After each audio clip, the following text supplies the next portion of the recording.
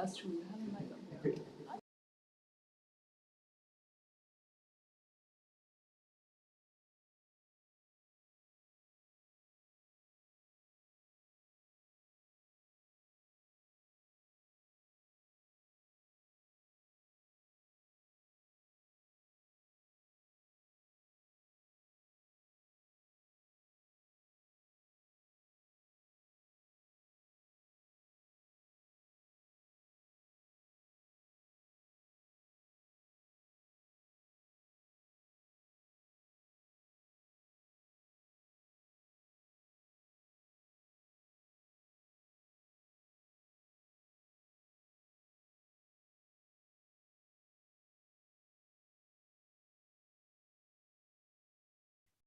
Okay.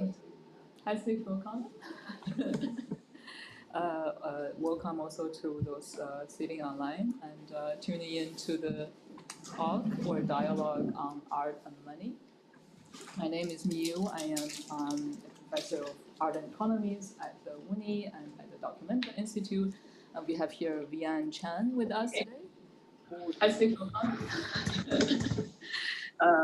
Welcome also to those sitting online and tuning in to the talk or dialogue on art and money.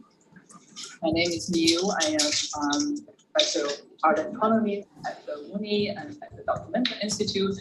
And we have here Vienne Chan with us today. Welcome also to those sitting online and tuning in to the talk or dialogue on art and money. My name is Miu. I am a professor of art and economy at the Uni and at the Documentum Institute. And we have here Vienne Chan with us. Welcome also to those sitting online and tuning in to the talk or dialogue on art and money.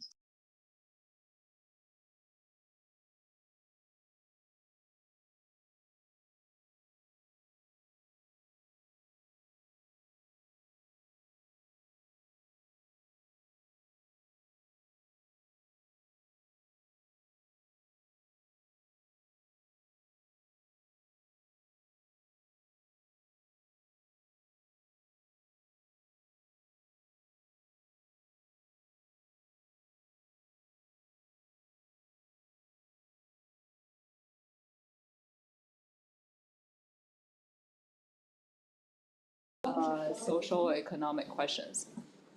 So, you want to try it again? I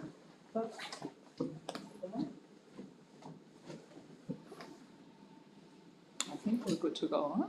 Yeah. Okay, so in the we're also still trying to set up the technical things. Do you hear her now? Everything?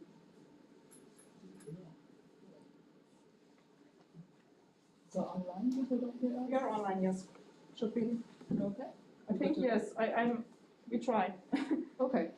Good. So thanks for coming. You're probably intrigued by this very cheeky meme that we send around. It's a very toxic image, perhaps very crass and crude. But I guess it tells if it tells us one thing, it tells us that that money is actually something that we need to talk about and that we don't talk about that too often enough. So I thought we would start with something that's rather personal. I wanted to ask Vienne, what is your first experience, or when was the first time, as you grew up, that you became acutely aware of money, and actually we're going to drift away from money a little bit into the realm of capital and finance. So when were you first aware of that as a child? I mean, I think it's really hard to not be aware of money somehow. I remember when I was in elementary school, people ask, they ask you what do you want to be when you grow up? And I remember saying, I want to be a millionaire. I didn't realize that wasn't actually a profession. But, so that didn't work out. I think I was about maybe 7 or 8 then. Yeah. So I guess that's a good sign that where money does things. That's super interesting. I was also told that you actually took economics, or you wanted to take economics. Oh, I took economics in high school as well, Right. in exchange for taking art. So it was like a bargaining chip. Yeah. So as for myself, I think, I mean, there are various versions. So of course, I grew up in a context where you still had food coupons, right? So that's as a legacy of the socialist central planning and food rations and all of that. So that's a pretty strange entry into money.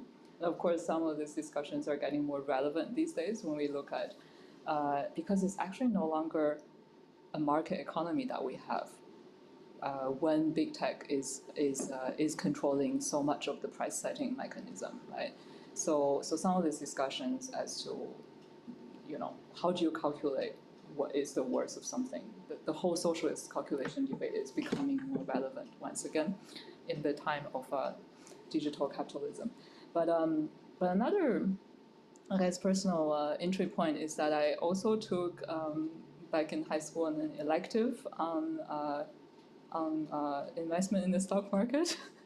I was 15. And China practically didn't have a capital market back then, and we were taught different formulas of pricing different stocks. And I remember, and mathematically it wasn't so challenging because you were doing in high school already learning calculus and integration and all of that. But I remember being shocked by the idea that you can somehow arrive at the price of something by looking at the history of something. And I sort of thought this is a bogus thing.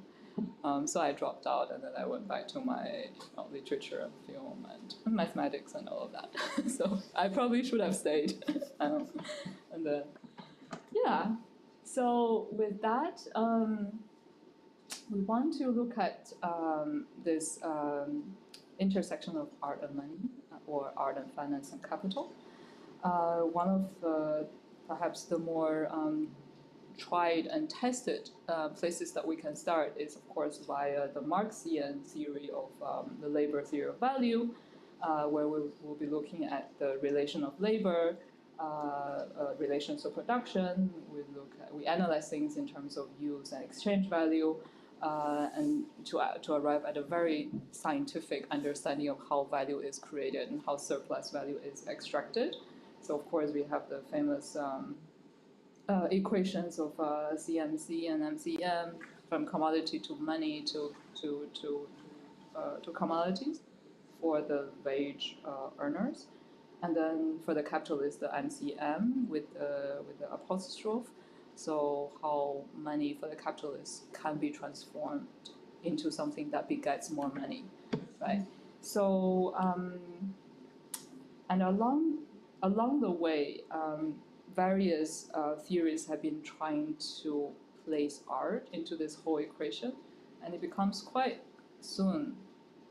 clear that art actually doesn't quite participate in this whole labor theory of value mechanism. Rather, art structurally resembles what capital does, right? Namely, as a self-positing subject, as a free-flowing, open-ended and creative process that can create something out of nothing, right? So let's put it on the table that art shares this structural similarity to capital. And there are many other ways of formulating that in Deleuze and Guattari will be how art and capital is something that is able to create axioms and all of that. So I thought I could show a few examples, and these examples I think are examples that we will also underwrite as Must share. Yeah.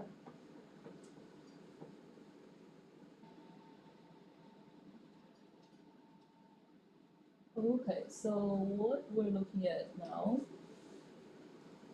a bit of a historical example is, of course, the Zank check from Duchamp in which Duchamp, as a form of payment to his dentist, issued this, which is a painstakingly recreated check, which is actually not a real check, but the sort of artistic rendering of that looks like a real check, but is not a real check. And that was gladly accepted by his dentist, probably knowing of the speculative value of the artist. Second example would be some 40 years down the road from Yusuf Boys, in which, of course, the artist famously claimed Kunst gleich Kapital. And you could say that it is, of course, a critical position on this matter. But the fact that it was sold and it's now auctioned for 6,500 euro is, of course, a betrayal to the fact of this, the larger thematic that we're looking at today in terms of art and finance. And still another example. Actually, I need to share it, reshare the screen. Excuse me. And still another example is a artist film called Masquerade from artists to Vermeer and Hermans. So both artists have made a gesture to declare their own house, which they own in Brussels, as a financial product, and they made an art project which is called Art House Index out of this physical asset. So I'll play a little bit of this video for you to get a taste.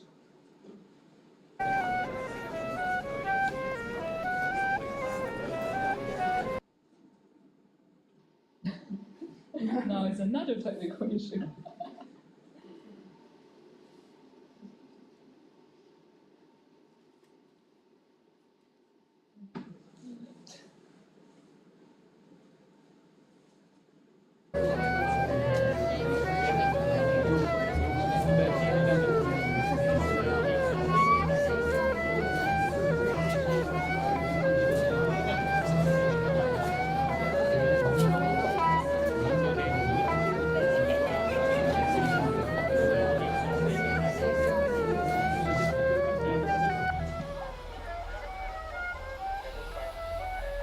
So it starts with this very abstract party scene in which the food being served are actually commodities that are sold on the future market. So soybeans, pig feed, what else are commodities? Rice, I think. House index. That as a basis. Most of the time. But first, a short introduction to tonight's topic, Art House Index. By now I understand most of the terminology, but the idea of an index on which one places bets remains obscure.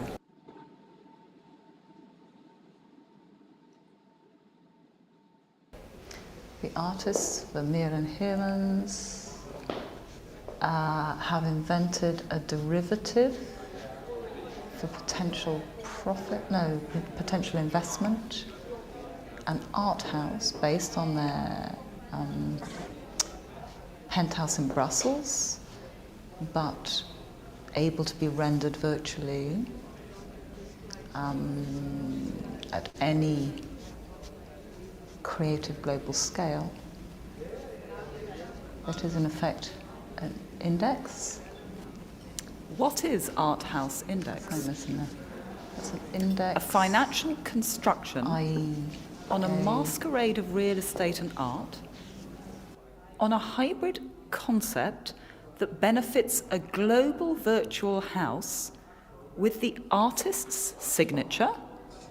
Art House Index envisages a triangulation of value by combining the economical strength and lowering the risk of both the property and art market.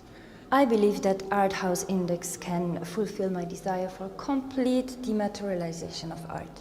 And in this way, it can become an asset that anyone can invest in.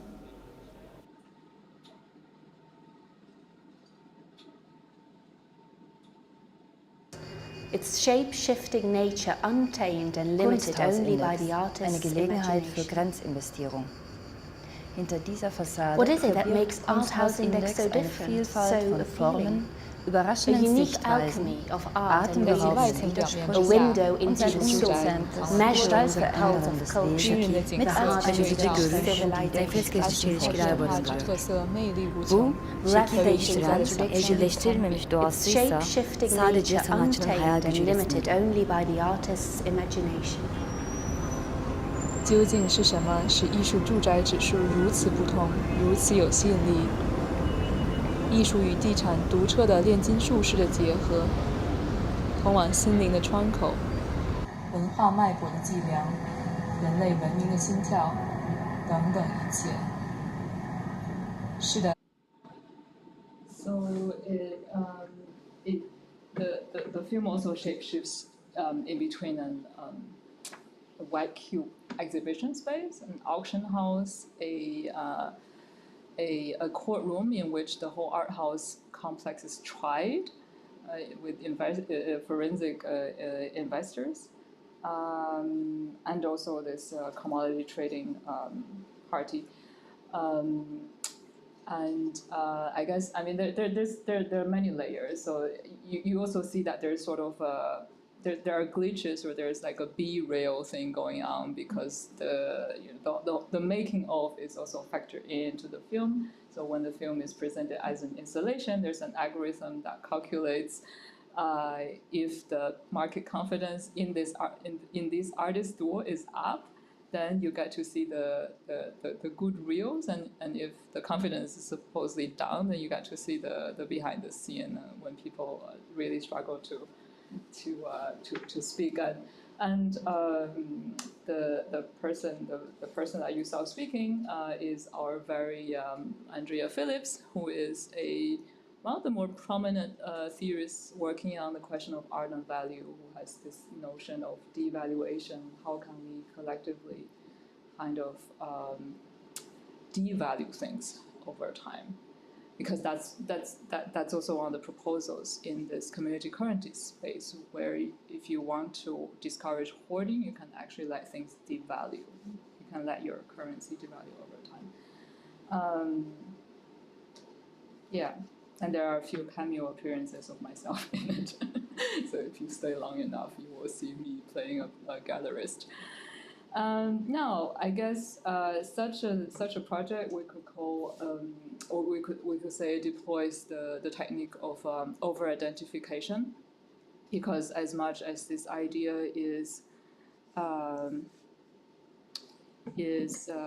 bit pompous, right? Declaring your house as a financial instrument, what goes behind it is, of course, a certain kind of critique based on the notion of over-identification. So the more you want to critique, the more you act as if you're following that logic, which is a valid artistic strategy, but that kind of leaves us with a question of what else can we do if we don't have, if we don't want to go down the route of over-identification. So I think I have a couple proposals as to what we can do. There are three. One is to bring back this whole equation of from the labor theory of value, and to see where and how we can re-engage with that. So how can art re-engage with concrete production and in questions of labor? So here we have, and I won't go into it right now, but we can go into more detail later. At the Documenta Institute, some of the projects that we're conceiving right now involve bringing artists to mobile worker movements, right? Looking at platform delivery workers, looking at care workers, migrant care workers, and migrant agriculture workers. And the idea is not to have any kind of high-handed art project out of it, but to simply have artists being part of labor movements. So that's one proposition, one wager into how we can look at this complex of art and money and finance. The other approach is to look at, of course, the politics of value. And here we draw on anthropology a lot, where anthropologists really champion this idea of give economy and all of these pre-capitalistic, unalienated forms of value, or value as emerging out of unalienated exchanges, so that where affect, some kind of affective surplus, some kind of sociality plays a role. And here, of course, we have philosophers. We have as well philosophers such as Brian Masumi looking at build new or develop new value forms based on the concept of beauty and zest, but also very concrete economists and crypto people more recently looking at how we can organize people along these lines of intrinsic values or values in themselves, as it were. So here I guess I could mention some experiments along that line. We have Vienne, you also know them, people from the Economic Space Agency, for example, looking at how you can create sort of clusters of communities that coalesce around a certain value.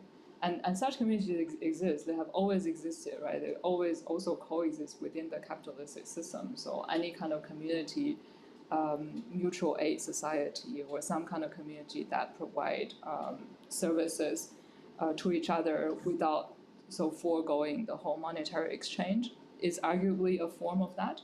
But then with the recent hype of crypto, of blockchains, people are trying to put this into some kind of automated, decentralized organizational structures. And that will lead us also to the question of NFTs, which we may or may not get into. Let's see. Community currency, complementary community currency. I think, Vienne, you have a very strong position on that, and I think your project also addresses it in very rigorous ways. So we can get into that. And the third way, and before we get there perhaps, is that when we talk about all of these non-capitalistic value forms, there is essentially something very performative about them. And this is also something quintessential about art, because we don't really feel that we need to justify the fact that art has a certain value and it has a very different kind of value. And yet, as we are saying here and feeling good about ourselves, the whole world of capital is encroaching our reality day by day, right? So there are concrete neoliberal mechanisms, regimes of economization that comes with certain metrics, that comes with certain extrinsic value forms that they impose then on what is essentially intrinsic, right? So we do have to take that seriously, and that means we need to really engage with all of these regimes of capitalistic economic power, and to really try to understand why it's so successful and so resilient in asserting itself in political, in normative, but also in philosophical ways. And that leads us to the third aspect, which is a very ambitious and I think a very difficult question, and that is how can we socialize finance? And I'm actually making a small transition to Vienne's work, because we've seen and heard that just looking at the productive side of things and the non-productive side of things, and even if looking at the reproductive side of things, the whole care return and all of that. But just looking at production is not enough, right? We actually need to look at the circulation of value in different forms, such as financial assets, such as debt, such as credit, etc. So of course, we can always go back to Marx. Marx has already seen it with the interest-bearing capital, the IBC. And of course, the moment, back then when he was writing, he was more looking at interest-bearing capital in the sense that how the capitalists can improve the technology, can reinvest capital into production, so to get more capital. But now we've come to a point where we have much more sophisticated forms of circulation of value, and that is a question that Vienne have been quite seriously dealing with, seriously, but also artistically and, shall we say, artfully. So with that, I pass it on to you. So I'm going to take a few steps back and sort of look at actually what is happening in the economy in the last 30 years. So, you know, we know there's finance and there's business and stuff, but what does it mean when, you know, when a lot of social aspects are being monetized, right? That's one of our concerns. So, so nowadays there's this idea, you know, especially with the environmental crisis, there's a lot of talking about the social costs of business and economies. But that's actually nothing new. The idea of businesses having social costs has been around since the 90s. With child labor, I remember it was a big thing, child labor and acid rain. And, you know, that was sort of around it began sort of around corporate social responsibility, and then it moved on to develop other names like ESG, environmental, social, governance factors, and then towards the UN Sustainable Development Goals. And this is, they roughly term this thing as externality. So the idea is you acknowledge that your business operations has costs external of its immediate calculation. And then the idea is that when you add up these other costs, you arrive at the so-called true cost of your business. And then how all this is supposed to work to contribute to positive social environmental changes. You know, for example, if my business has actually a very high environmental cost, it would make my business costs higher, and therefore what I offer on the market would be more expensive, and then people won't buy it because because I will be too expensive, and someone else who is more environmentally, socially responsible will prefer to choose will have a cheaper price than me, and then eventually the ones who are too expensive will eventually disappear from the market because their businesses become unsustainable. So that's the basic idea of that's the vision of how externalities and this calculation is supposed to work. But there are actually some rather big assumptions in this. One, that we have a standard price for all these externalities, which is an extremely contested area. And two, it assumes that there is a standard method of accounting for how companies, that all companies will use the same accounting methodology to calculate the total cost. Not only that, but it also assumes everyone will do it correctly and honestly. This is a big assumption. If you look at the taxation system, which is actually, when you think about it, a much simpler concept, right? We have rich people, we have poor people, redistribute some and we'll be a better place. We can't even get that right. You know, tax evasion, you know, we already are aware of these things. So there are two very big assumptions within this picture. And then another really interesting thing is because a lot of this is about the pricing mechanism. To what extent is a pricing mechanism really suitable for addressing large-scale social problems? So pricing mechanisms here, the pricing mechanism assumed here is kind of a neoclassical economic model. You have supply and demand, and eventually, you know, we will sort of negotiate the prices, you know, what I'm willing to afford and what they're willing to pay and so on. Eventually we will arrive at an optimal price that is fair to both parties. But this actually assumes, first of all, a balanced power relationship between both parties, which I think we are clear that is not something that we can just take for granted. And second of all, it's kind of a trial and error kind of thing, right? There's a little bit of back and forth involved. This might be fine for certain products like birthday cards, all right?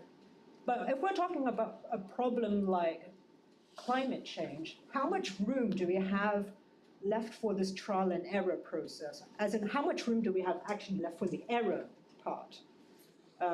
So this becomes actually a really problematic formulation. But at the same time, I'm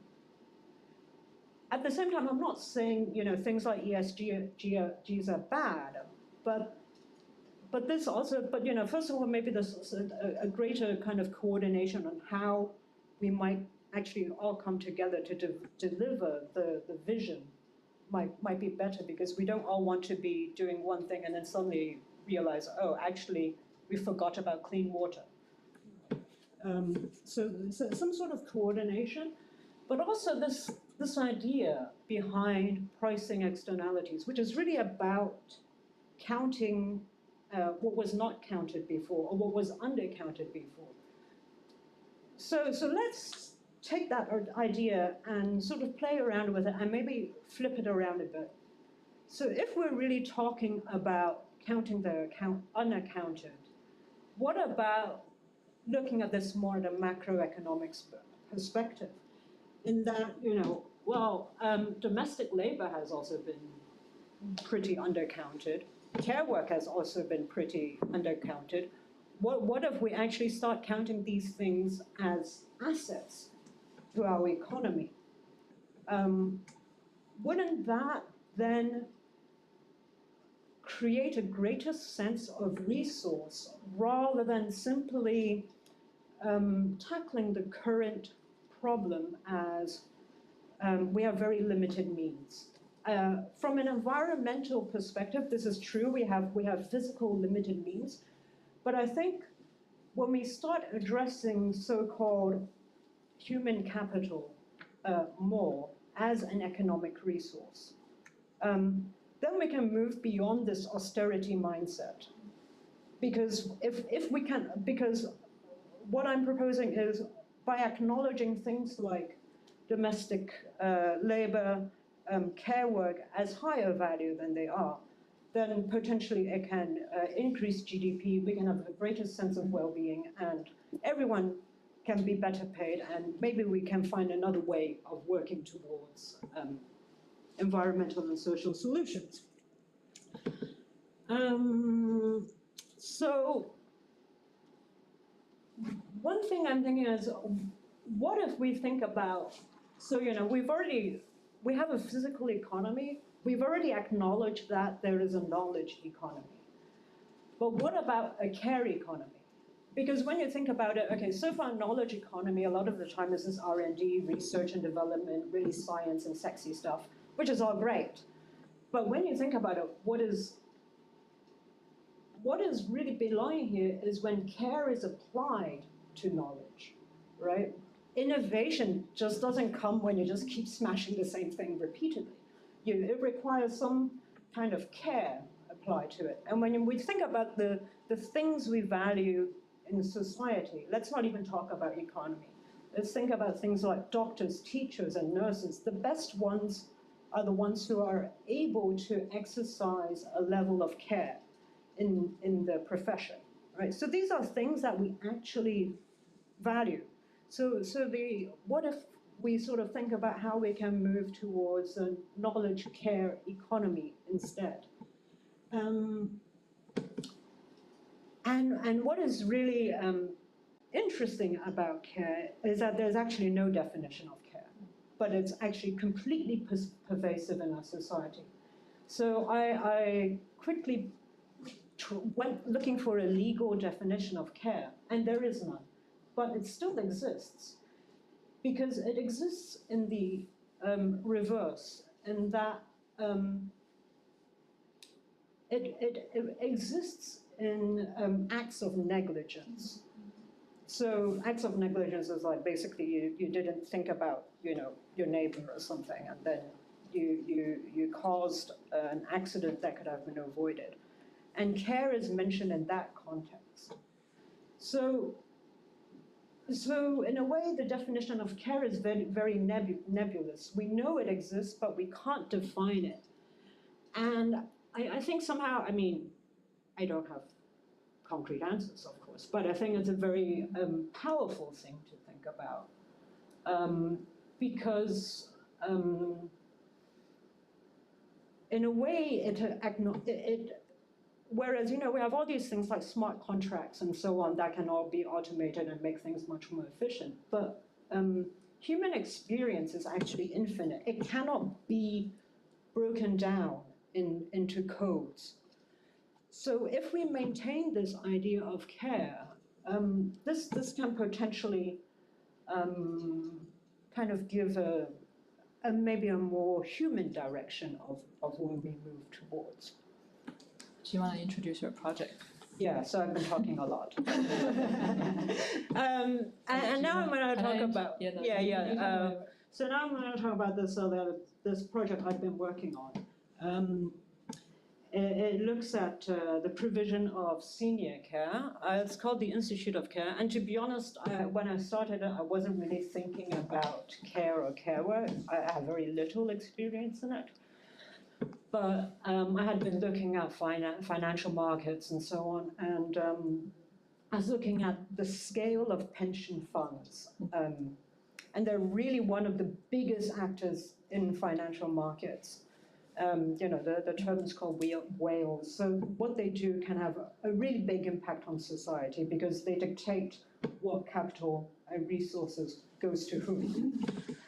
And the thing is, we all pay every month a part of our salaries into these pension funds with the underlying understanding that, you know, by the time when we become old and unable, there will be enough money for us and it will all be okay, but it's not.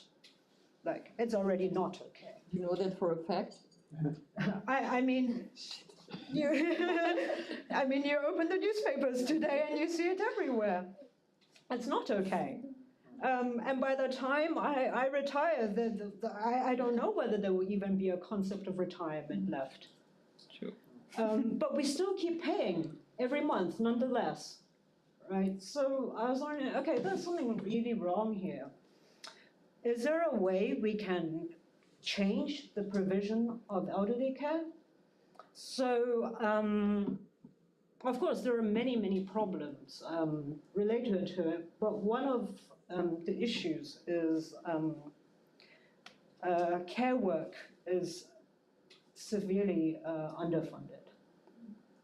So I initially thought about this as a complementary currency, which is another name for a community currency, but I prefer the term complementary. But it actually could just work with the line of credit. And the idea is you can, so I'll just walk through the diagram. Okay.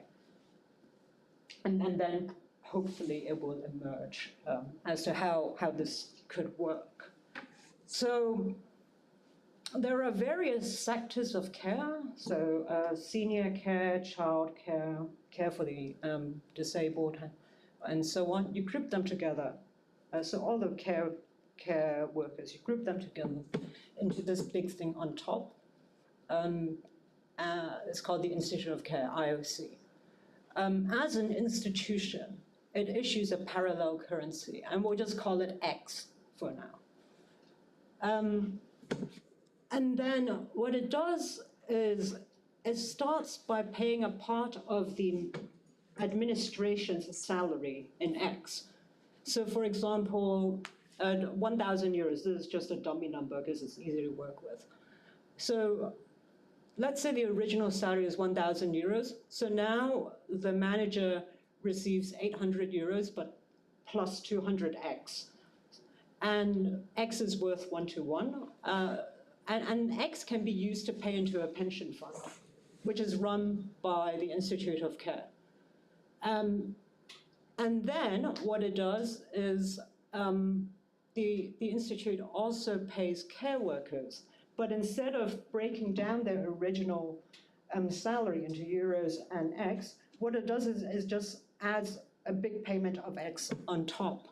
So for example, if the worker was receiving only 800 euros before, it just gets a flat addition of 200x or whatnot. And the reason why I started off by paying the manager in X is because I don't want this to be a payment for poor people only. I don't want to ghettoize this pension fund and payment. So and as far as the manager is concerned, it doesn't matter because he or she would have had to make that 200 euro pension payment anyway. So it kind of equals out. And also the care worker now doesn't actually need to take part of his euro salary to pay into his or her retirement account. He or she just takes the X and just moves it towards the pension funds. So that's that. And then because everyone needs to make pension payments, this creates a kind of liquidity, because then you can also pay businesses whose employees have to make pension payments. So you start to create liquidity that way. And since the Institute is the currency issuer, it can just increase payments in X when it sees fit. So if workers need more money, it can increase payments, and then you can sort of further apply the model to other areas of care work. And that's the basic idea.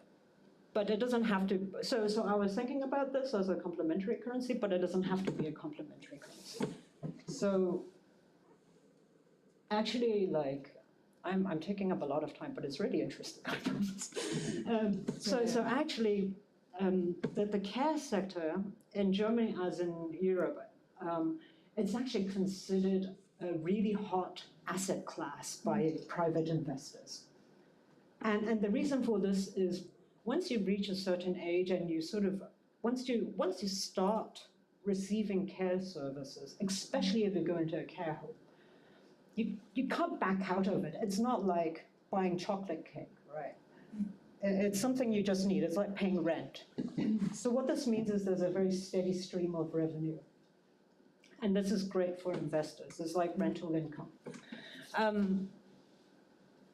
So the idea is if there's a line of credit to help jumpstart this, then why can't this just work like what private investors are doing?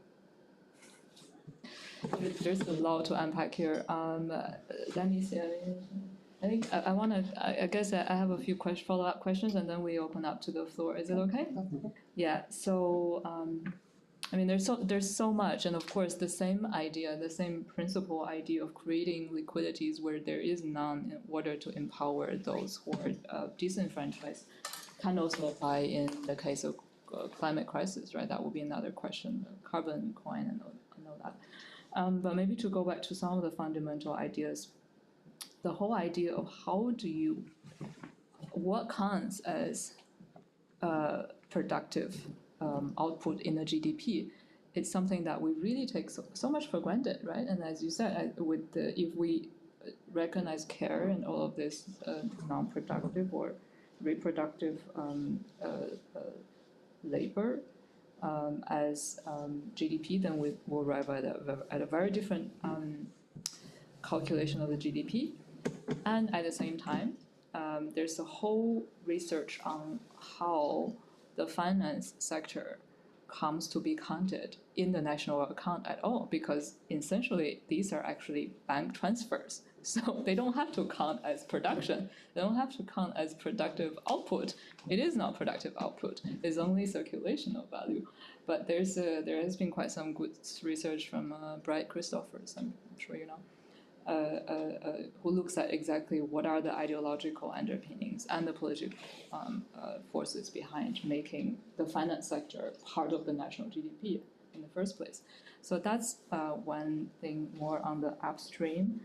I guess on the downstream or on the side of what actually can be done in terms of how can we make our alternative ways of accounting actually matter and count. I think there are different kinds of experiments, more in small pockets, because right now you cannot systemize it. These will remain for now in small communities. For example, there's a cooperative called Disco that is actually it's a translation cooperation. So people join the cooperative as translators, but they also know each other. And they factor in all the work that are usually not counted as productive for a translator. So all the email correspondences, but also the whole childcare and all of this maintenance aspect of their work life. They factor that all in. And at the end of every month, they basically pull together all the incomes that they get as a collective of translators, and then they would redistribute that also, taking in account of that maintenance or the reproductive aspect of labor. So I think that's definitely happening, and it's just a question when and how the momentum is going to be big enough so that you will have policymakers at different levels recognizing this and create structures that enable that. Another aspect that I find really interesting is this missing kind of legal definition of care and how you only get to see it in the reverse or when there's actually a infringement of something. The same is true, of course, of this oil spill case that we discussed before, in which so there were actually two cases, right? So there was an oil spill near France, and there was an oil spill near Alaska, right? And the residents took the company to court, but they had different ways of counting the damage, and also for the repayment or the damage remuneration. And the French community merely used the material kind of calculation to say this is what it costs us to kind of rebuild the ecosystem. I mean, not even rebuild the ecosystem, but just to remove that or something. So really basically technical. They counted how many birds died, and then they calculated the price per bird as per the hunting. So you have a hunting license, and if you overshoot that license, it costs something. So I think it was calculated like that. And fishermen's livelihoods for 2 years. Yeah, which is it was very technical, concrete. Very technical and very kind of first layer. And then the Alaska community used a very interesting mechanism, which is sort of a sociological question. So people were asked, how much are you willing to pay for such a pristine piece of nature or something? So so people came up with their subjective values in monetary forms as to how much, if this had not happened, or if they would pay, if they would want to pay to keep this from not happening, right? Which is nobody control it, and then arrived at a much higher number. which is very interesting, and it's this case has been brought up recently when people kind of criticize it for pricing nature, but I think the second case is actually quite empowering to the community. And so yeah, so back to the question of legal mechanisms, even though these are the most institutional and the most regimented structures, there are still ways of working around it, and we can also find artistic ways of engaging with it as an artistic medium and to empower the community. I guess the final thing is not really a question, but it's more of a self-critique. The question or the critique is, what is our role in that as art and culture producers? Because we're quite uninvited to discuss all of these large social political questions.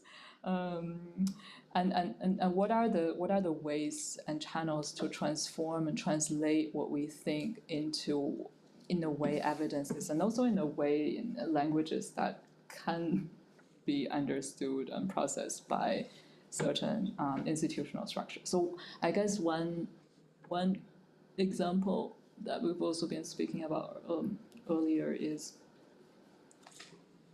or there are different ways. So one way is, of course, the power of narratives, right? We can always write a sci-fi or something in the way that Kim Stanley Robinson has done so to propose this idea of the carbon coin as essentially a quantitative easing or a injection of liquidities for the climate change.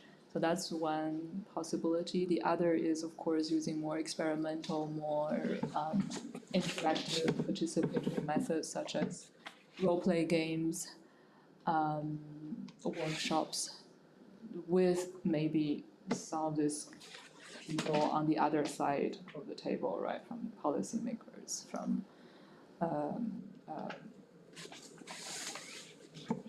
decision makers, to simply get the conversation started. But I'm well aware that there is not a one-stop solution for everything, and that we're very much in the process of exploring these different possibilities. Anything you want to add on that? What is our role? This is like an existential crisis you're putting forward. Getting into the hour of the day when we start reflecting on existential questions. No, I mean, I think, I think one thing, I mean, it's a tricky question, but I think one thing we could potentially contribute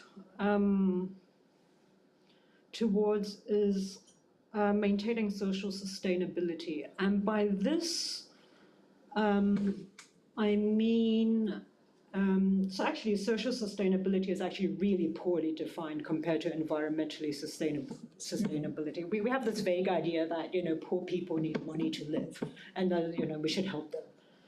But actually it's a much larger question and problem, and I think we need to look at it from a more systemic perspective, and we can potentially change because we are part of the narrative. So I'm going to take a few steps back again before I get into the part of this narrative part. So basically, so obviously environmental sustainability is a really, really big topic nowadays. But it doesn't always, what I think is it must always be talked about with social sustainability. It cannot be separated at all. And this is coming from a scientific perspective, because the Convention for Biological Diversity, which is actually a UN program, has said last year that the scale of the problem is so huge that private financing alone cannot solve the problem. And ecologists have actually proposed to leverage the power of sovereign debt to tackle climate change. So what is sovereign debt, public debt, and so on? So basically, debt, usually when we think about it like you and me, debt held by a household is a bad thing. Like, it basically means we don't have enough money. But public debt is a different thing, because public debt is owned by the government, and the government is not just a big household, okay? That's a really dangerous way of looking at things. The government is not a family, And depending on exactly which government, which country you're in, governments have the power to put it very crudely, to issue money and invest it in public infrastructure. And when it does, it saves individuals from paying for it out of pocket. So that's a very basic introduction to public debt. And, there are kind of limitations to it. This is possible in more ideal scenarios with developed economies like the UK, Canada, Australia, Japan, and so on. But a lot of this power of public debts, the public debt's power to invest in social infrastructure is actually limited by the country's external debt, so foreign debt. So especially for countries in the global south, they don't have this public debt to leverage on. And what becomes especially problematic is developing economies often take out loans because they need to import stuff. It might be fuel, it might be machinery, it might be technological expertise or whatnot, but they need to import stuff. And usually these imports are written in US dollars. And since they're not the United States, they have to sort of make the money to pay it off. So they don't have the same power of public debt. But additionally, the loans they take out come with higher than usual interest rates because poor people are risky and therefore investors demand a higher interest rate in return for the risk they take. And when you look at institutional lenders like the IMF, the loan conditions come with two very tricky conditions. One is they have to open up their markets to foreign investment. Obviously, foreign investors coming into the market are coming in for the profit and probably not for the well-being of the residents. There might be exceptions. But the other issue is then the capital leaves the country as well, and it doesn't remain in the country to be reinvested. So that's potentially number one with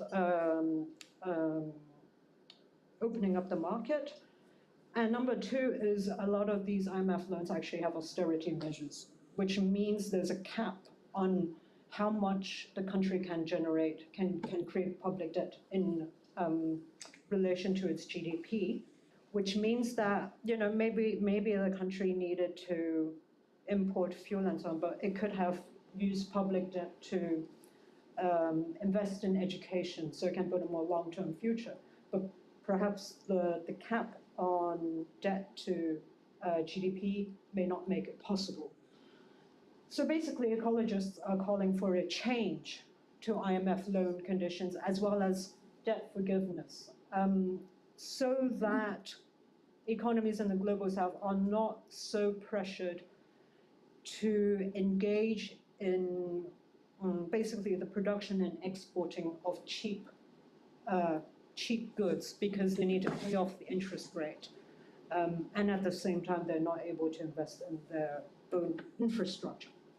And of course, that's just the example of global south. But of course, the same ideas apply in other economies as well. But all of this actually requires some sort of social support, social legitimacy, which is what I understand as social sustainability. Because when when there is social legitimacy, because a lot of these policies will probably involve increased taxes, certain things might become more expensive. And no one likes to pay more taxes, and no one likes to pay more things than they used to before, but it's a lot easier when there's a social understanding that, okay, this is good for us. So that there needs to be social legitimacy. But right now, social legitimacy isn't really on its all-time high.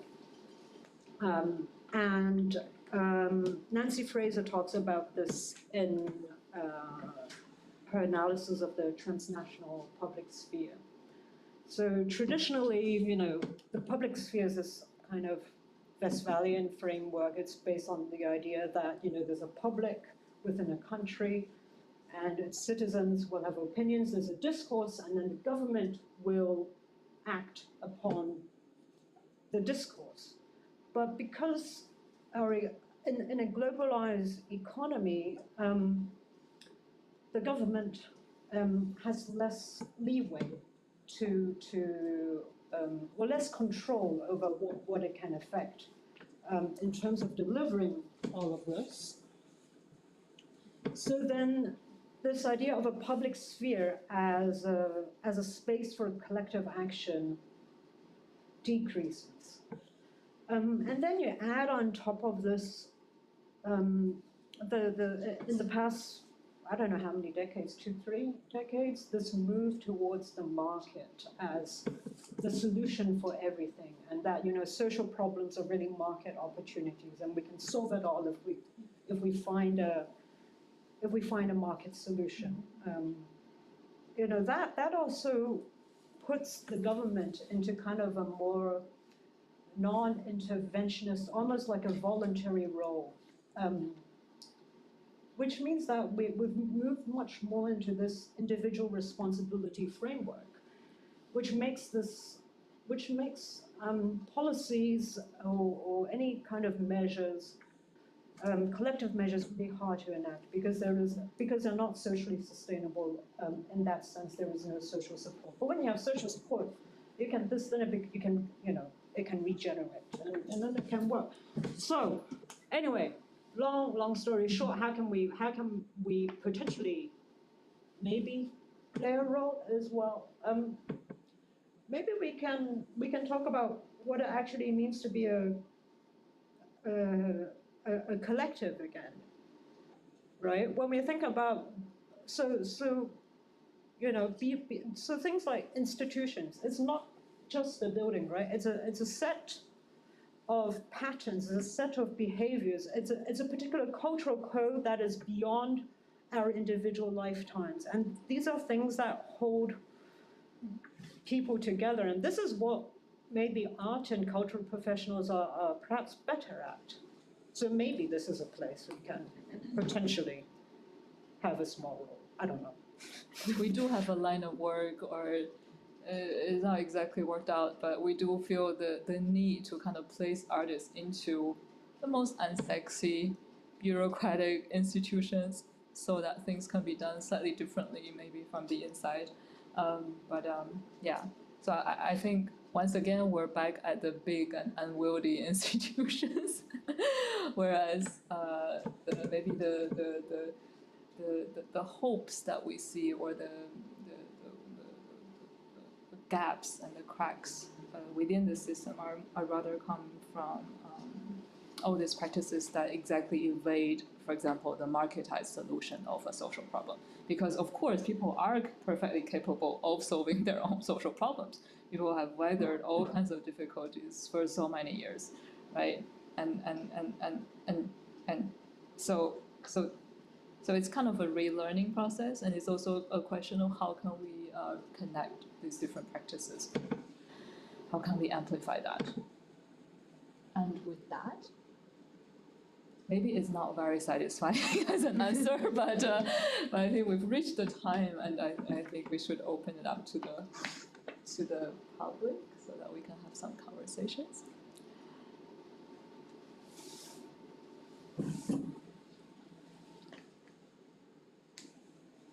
Please. Yeah, thank you very much. It was a huge input, lots of information. I have a few questions concerning the project that you proposed.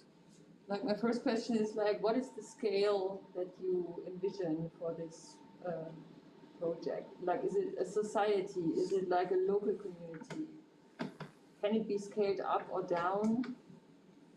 So I probably have the weakness of thinking in terms of mega utopian jackpots and then having to go backwards to start with local. Okay. But for me, I can see this easily. I mean, I think this was imagined as easily as a national level to regional level.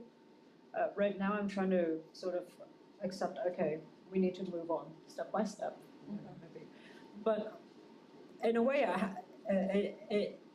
as a pension fund, it needs to somehow work at least as a national level because people are mobile, right? So, because what it does is because it's basically an organization of care workers who are guaranteeing you will receive care in your old age. So, given that you may very well live in a different city by the time you retire, this needs to be able to reach that. So it's not territorial, it's like a social contract between a group of people. Yeah. And then another thing I would like to bring up is the Artist Pension Trust and the way it imploded recently, or over time you could say. And I read this really interesting analysis recently saying that what the organizers didn't factor in is exactly care, in the way that an artwork does not just, if you put an artwork in a safe or in a depot, it does not automatically increase in value. You have to apply care in the form of writing about it, circulating it, like keeping it in the discourse, in the public and professional discourse. And otherwise, if you don't do that, if you can apply this kind of care to the artwork, it dies basically in the cellar, in the depot. And I found that so interesting because I've never thought about it in that way, and that an artwork is not like a gold. It's not a piece of gold. It's a different kind of object or commodity, if you want to put it like that. Yeah, I mean, it also points to the same problem that, of course, or not problem, the same mechanism, because all pension funds have to invest, right, in order to increase their market capital at all. Otherwise, it's a shrinking, adjusting for inflation and with the aging society is not going to age. And what's worse is that these pension funds, when you look at what they actually invest in, so their mission is to generate profits so that when we grow old there'll be money. But the things they invest in are, real estate, stock market. So, if Amazon is a really profitable company, they'll invest in Amazon. So we're throwing our present under the bus in the hope that we will be fine when we get old. Yeah. How, or real estate, you invest in real estate is considered a really good investment. But then it drives up our current housing costs. Yeah, so we're kind of undoing our own base of social sustainability and social solidarity. It's like shooting our foot right now because, I don't know, it makes no sense. Yeah, but then the case with art is interesting because maybe art serves in this moment as a super microscopic kind of way, because it's a very small economy ultimately when we look at artists, what artists earn in relation to the general capital market. But it's sort of this micro reality in which you can sort of see different scenarios played out, right? Okay, so artworks also die in the same way that, I think all the processes that you describe as care can also be described as hype, right? So you do see exactly the same, a sort of replica in a slightly cuter and caricature way from the market into the art market or the art world. But of course, we can always try to make adjustments or rearrangements. I do find those experiments as an institution interesting, and I do think we can also invent or, help amplify certain practices that are down that line of social finance, socialized finance. Yeah. Just one small question. Money is very cheap today, very, very cheap. And if you realize this, maybe your whole concept could break down. We live in a times of very cheap money. It's not a question of interest rates today. Money is maybe too cheap. Well, money is cheap to, I think it depends on who has access to cheap money. Everybody has access. Well, are you suggesting we all pull together and take out a loan? No, there is no social hierarchy there. No, it's not. It's not. Oh, really? We have credit cards. Everybody has a credit card. That's access to cheap money. There are different kinds of. Credit card interest rates are significantly higher than, say, a commercial. Sure. loan. 16% sometimes. You pay a lot if you overdo your account. If you don't have a lot of money, if you only have a very low wage, or you get only from your only very few money, you pay a lot for the cheap money. Yeah. I think that's the problem. And the difference is also how capable are you to take a new loan to pay off the old loan, which is exactly what venture capitalist companies can do. They can kind of create this cycle of always taking a new loan to pay off your old loan. But as a personal, like an individual person, I'm not able to take up infinity of loans to pay off my old loan. So there's a difference. Kind of they are creating this sort of self-sustaining system of always paying off the old with the new loan. And in Germany, not everyone can get a mortgage. Like, you have to prove that you have a steady income, etc., to get a mortgage, for example. And I think that was the lesson from the housing bubble in the US, because they were very generous in giving loans out to individual people, and it drove the economy into the ground. But also what happened in the 2000-2008 crisis was that poor people were given mortgages at much higher interest rates because they were risky. Exactly. And when they couldn't pay anymore, that's when everything collapsed. And I guess the thing that ties all of this together is that I think liquidity is key, because liquidities are easy or accessible to the banks, who get all this quantitative easing money at almost no cost or no interest rate, and then they will use this to buy, for example, state bonds, and that would have to pay a much higher interest rate to the banks, right? So what happens is that essentially the public is subsidizing the banks. So this financial power is extremely asymmetrical. Oh God, I lost that word. You know what I mean. And this whole idea of liquidity here is that you are actually inserting liquidity in a place where people historically don't have that access, and you're not issuing it in the form of a credit in any way. And we actually discussed, I think, the value of that X should somehow be reflected in a basket of goods or something. So it should be something that counters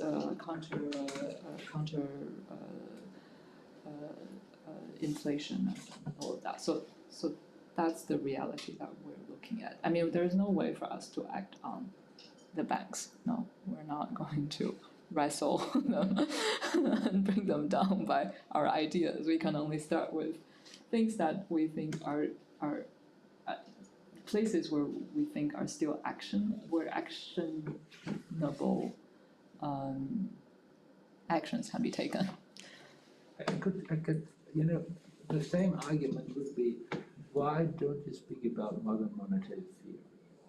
But a new theory of money, and I don't see that you are thinking about that. That's a very influential theory today. Actually, I am part of the circle. To be right, it's a little bit sharp, but that's a story that is, I would say, a story from the 90s you're telling, not a story from today. Sorry for that. We are there are new means, even to create social money, and we do this in the pandemic. We do it in a very extreme way, I would say, and that is from the background of cheap money, and we are in a process, in a global process, to think about money, and we're going back from Marxism, a concept of money. It has something to do with value. No, it has not. It has something to do with debt. Actually, I am from the MMT background. Right. But this is presented as a complementary currency because MMT also tends to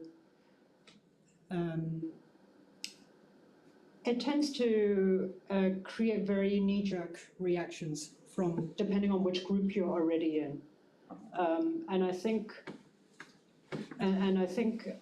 it also depends on the politics of the ECB,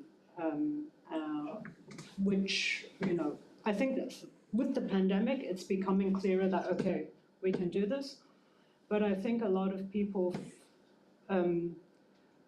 So I think of complementary currencies. I'm not actually that interested in developing a complementary currency, but I think it's a really interesting way for people who are not deep into the study of economics to start understanding how money could otherwise work. So, which is why this was set up as such a design. But yeah, I agree that it can actually work it doesn't require this community currency stuff. It's just a particular way of thinking through things.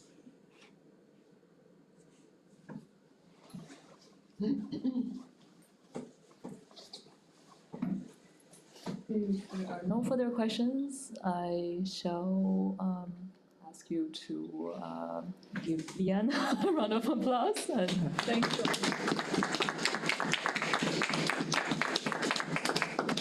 Across your presentation, you can see the others of the natural questions. Oh wait. Tons of questions from the workshop.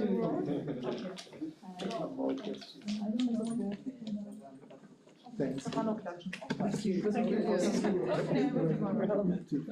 find one question. So your background is as an artist? Yes. So you're a trained artist? Yeah, I don't know how. How did you get into this? If you study art, you don't. I'm not sure. You just read.